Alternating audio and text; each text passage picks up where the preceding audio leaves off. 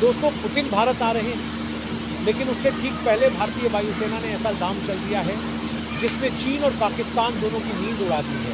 जब सबको लग रहा था कि भारत अपने स्वदेशी फाइटर जेट एमका के आने का इंतजार करेगा, उसी समय दिल्ली के सबसे सिक्योर कमरों में एक गेम चेंजर प्लान तैयार हो रहा था। भारतीय वायुसेना ने सरकार से साफ साफ कह दिया है, हमें अभी के अभी 5th जनरेशन के 40 से 50 स्टील्थ फाइटर जेट्स चाहिए। क्यों?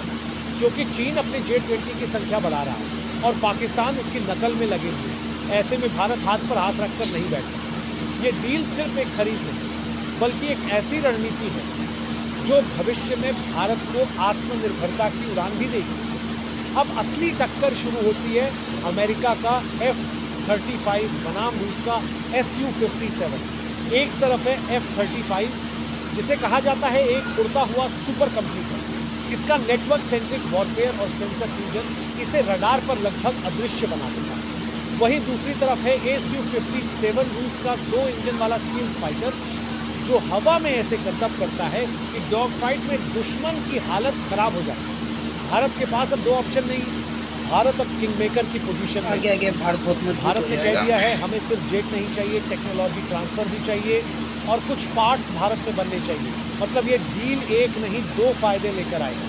पहला फायदा, हमें तुरंत ऐसे फाइटर मिलेंगे जो चीन के J-20 को टक्कर दे सकें। दूसरा फायदा, हमारे पायलट्स को 5G जनरेशन टेक्नोलॉजी का ऐसा रियल टाइम एक्सपीरियंस मिलेगा जो एमका प्रोजेक्ट को और भी ज़्यादा पावरफुल बना देगा। सोचिए, जैसे किसी एग्ज़ाम से पहले आपको पेपर की झलक मिल जाए, ऐसा ही मौका मिलने वाला है भारत को। अब खेल सिर्फ डिफेंस का नहीं है, कूटनीति का है। भारत ने अमेरिका और रूस दोनों को कंपटीशन में डाल दिया है। जो सबसे अच्छी कीमत, सबसे उन्नत तकनीक और सबसे मजबूत मेक इन इंडिया मॉडल देगा, भारत उसी से डील करेगा। इससे चीन परेशान है, कंफ्यूज है कि भारत अमेरिका के साथ जाएगा या रूस के साथ, और यही कंफ्यूजन है हमारा सबसे बड़ा हथियार। ये डील सिर्फ एक सौदा नहीं, ये एक मनोवैज्ञानिक बढ़त है।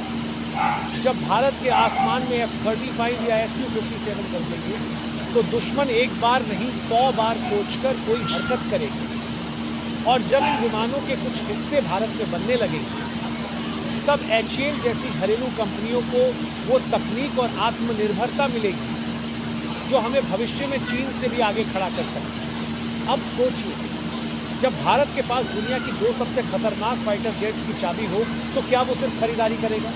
नहीं दोस्तों, भारत अब सिर्फ ग्राहक नहीं है, निर्णायक है। भारत वो देश है जिसके एक फैसले पर अरबों डॉलर की डिफेंस डील टिक जाती है, और यही बात अमेरिका और रूस दोनों को बराबर टेंशन दे रही है। अमेरिका जानता है कि अगर भारत ने F-35 चुना तो उसका इंडो पैसिफिक प्लान मजबूत होगा।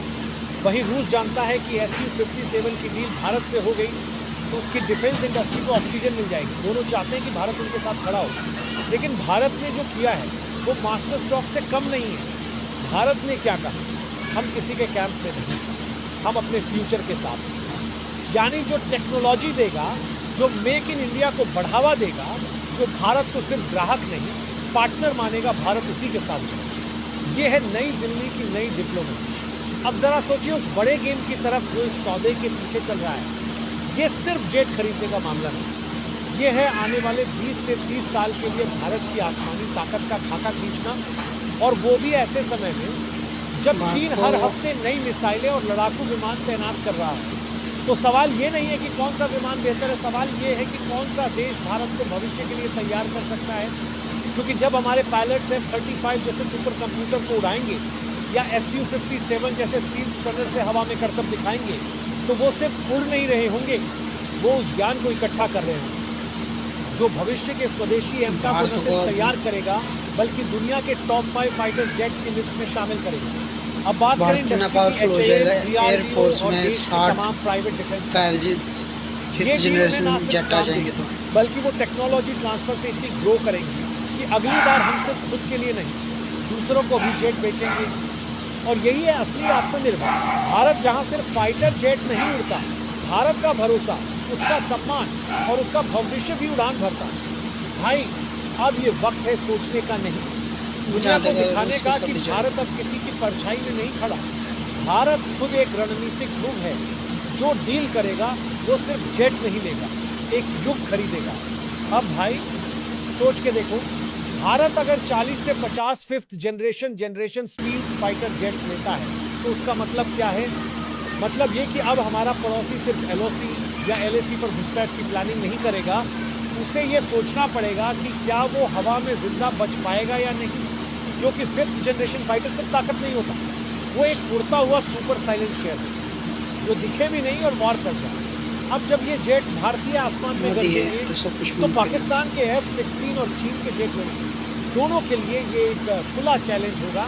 तुम जो हो उससे हम आगे हैं और तुम्हें पता भी नहीं चलेगा। अब जरा हटके सोचते हैं, ये जो पूरा गेम है इसमें असली ताकत सिर्फ जेट्स की नहीं, असल ताकत है उस एक्सपीरियंस की जो हमारे पायलट्स को मिलेगी। अब कल्पना करो, भारतीय पायलट जब Su-57 या F-35 को उड़ाएगा तो उसे सिर्फ फ्लाइंग कंट्रोल या वेपन सिस्टम ही नहीं मिलेंगे, उसे वो लाइव कॉम्बैट सिचुएशन का एक्सपोजर मिलेगा जिसे दुनिया की टॉप एयरफोर्सेस भी कर सकते हैं। ये कोई फाइटर जेट ट्रेनिंग नहीं होगी, ये होगा फ्यूचर कॉम्बैट मास्टर क्लास। और उस एक्सपीरियंस का फायदा सीधे जाएगा हमारे स्वदेशी एम का प्रोजेक्ट। मतलब जो सीख हम इन फाइटर्स से लेंगे, वो डाटा, वो रिपोर्ट्स, वो रियल वर्ल्ड टेक्निकल एनालिसिस हमारे साइंटिस्ट और इंजीनियर्स को मिलेगा। और फिर तैयार होगा एक ऐसा है जो न सिर्फ चीन के J-20 को पछाड़ेगा, बल्कि दुनिया के किसी भी फिफ्थ जनरेशन जेट के सामने टिकेगा। और भाई एक चीज़ और समझो, इस डील में सबसे बड़ी बात है मेक इन इंडिया और टेक ट्रांसफर। मतलब भारत सिर्फ खरीद नहीं करेगा, बल्कि बोलेगा कि इन विमानों के कुछ पार्ट्स भारत में ही बनेंगे। अब इससे क्या होगा? HAL, DRDO और हमारी लोकल डिफेंस कंपनियों को सीधा एक्सेस मिलेगा दुनिया की सबसे एडवांस एविएशन टेक्नोलॉजी। ये सिर्फ इंडस्ट्री नहीं बदलेगा, ये एक new era of Indian defence manufacturing की शुरुआत होगी।